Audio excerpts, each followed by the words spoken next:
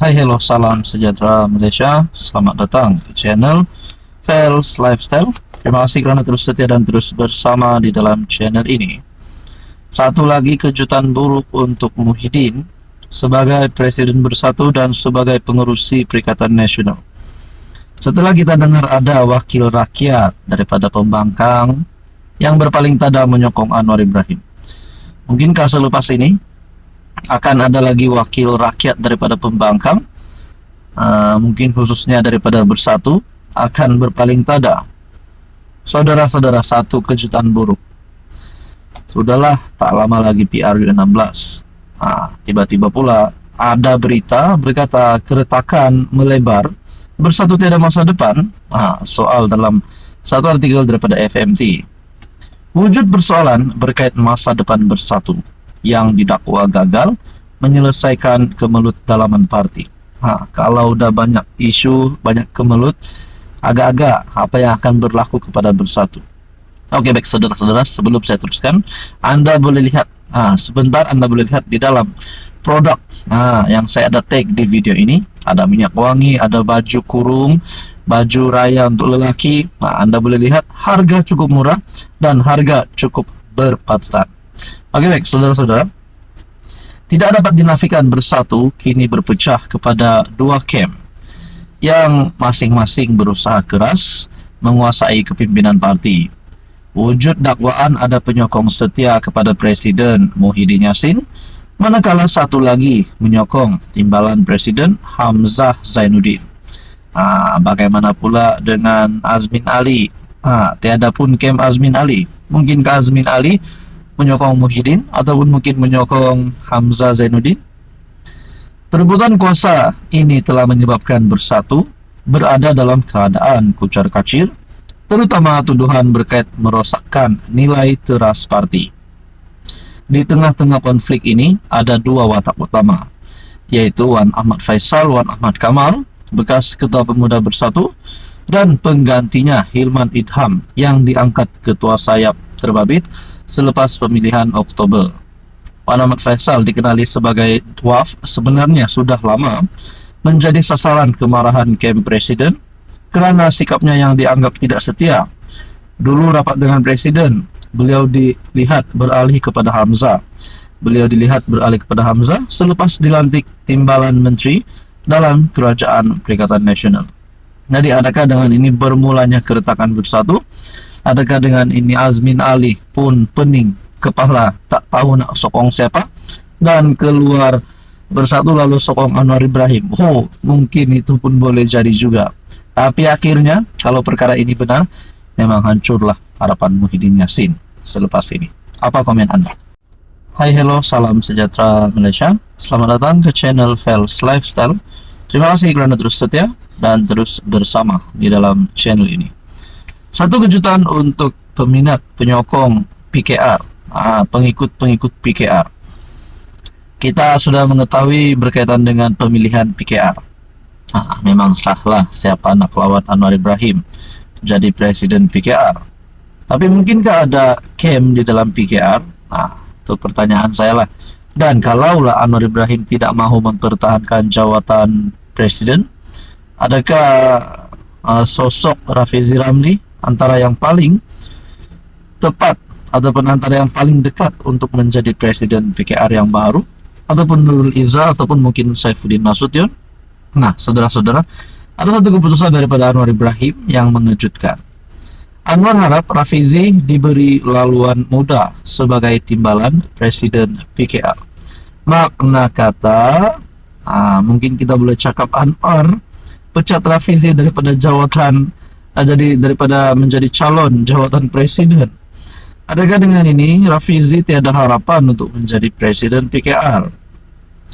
Peluang timbalan Presiden PKR Rafizi Ramli untuk mengekalkan jawatannya pada pemilihan parti akan datang dilihat semakin kukuh selepas mendapat sokongan daripada Presiden PKR. Oke, baik saudara-saudara, sebelum saya meneruskan di dalam berita hari ini, Anda boleh lihat produk yang saya tag dalam video ini. Harganya cukup murah dan produk ini trusted seller. Anda boleh lihat review di dalam produk ini. dan amat sesuai untuk digunakan di rumah, di mana-mana tempat yang sesuai lah dengan produk ini. Anda boleh lihat, dan Anda boleh lihat senadai tag produk yang saya tag dalam video ini. Saudara-saudara, Anwar berharap Rafizi yang juga Menteri Ekonomi diberi ruang untuk menjalankan tugasnya sebagai orang nomor 2 dalam PKR. Biar Rafizi diberi laluan muda. Dan Menteri itu berkata demikian ketika merasmikan Mesyuarat Agung Tahunan PKR Selangor. Saudara-saudara, apa komen Anda? Hai, hello, salam sejahtera Malaysia. Selamat datang ke channel Fels Lifestyle. Terima kasih kerana terus setia dan terus bersama di dalam channel ini. Saudara-saudara yang saya hormati, perkembangan berkaitan dengan serbuan yang kita dengar dahulu yang melibatkan nama bekas pegawai kepada bekas Perdana Menteri ke-9 Ismail Sabri Yaakob. Dan setelah SPRM melakukan serbuan, ditemukan duit ratusan juta, ditemukan dokumen-dokumen. Pada akhirnya, adakah perkara ini akan semakin berpanjangan? Adakah akan ada serbuan lagi berlaku? Dan paling utama, berapakah sebenarnya duit sakau? Mungkinkah berbilion, mungkinkah ratusan juta? Kita pun tak tahu. Kalau benar ada duit yang disakau, dan kalau benar melibatkan nama bekas Perdana Menteri.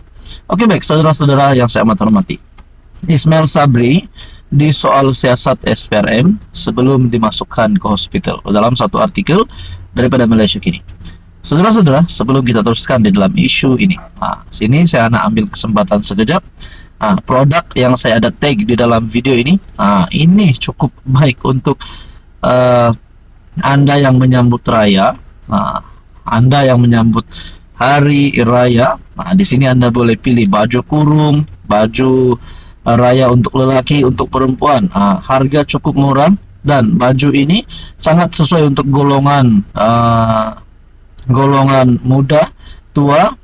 Tidak kira warga emas, lelaki, perempuan. Anda boleh lihat di dalam produk yang saya tag dalam video ini. Harga cukup murah dan cukup sesuai untuk Anda yang akan menyambut hari raya tidak lama lagi. Saudara-saudara, di dalam artikel ini, SPRM telah menyoal bekas PM Ismail Sabri Yaakob di ibu pejabatnya selama 5 jam pada 18 Februari. Beberapa hari sebelum dia rebah di rumah dan dimasukkan ke hospital kerana hal berkaitan tekanan darah. Saya cuma nak tanyalah, kenapa setelah Ismail Sabri disoal oleh SPRM selama 5 jam pada 18 Februari, beberapa hari sebelum dia rebah, adakah Ismail Sabri sini sebenarnya nak lari kah, apakah? Tapi tidak boleh tuduh jugalah. Kita harap yang terbaik sajalah. Harap-harap tiada lagi banyak duit yang disakaulah. New Straits Time melaporkan ahli Parlimen Beira itu di soal siasat berhubung siasatan perbelanjaan kerajaan untuk kempen promosi keluarga Malaysia sepanjang tempoh 14 bulan sebagai PM. Menurut laporan itu, Ismail Sabri dijangka dipanggil semula untuk siasatan lanjut.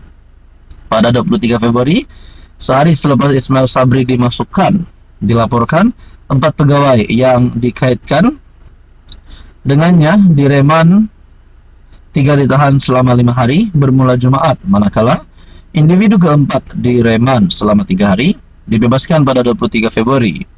Turut dilaporkan dalam serbuan SPRM di kediaman salah seorang bekas pegawai kaki tangan Ismail Sabri, penyiasat menemui lebih RM100 juta, wang tunai dan barang berharga, termasuk barang kemas dalam beg dan peti besi di beberapa bilik. Berkaitan dengan ini, saudara-saudara, apa komen Anda?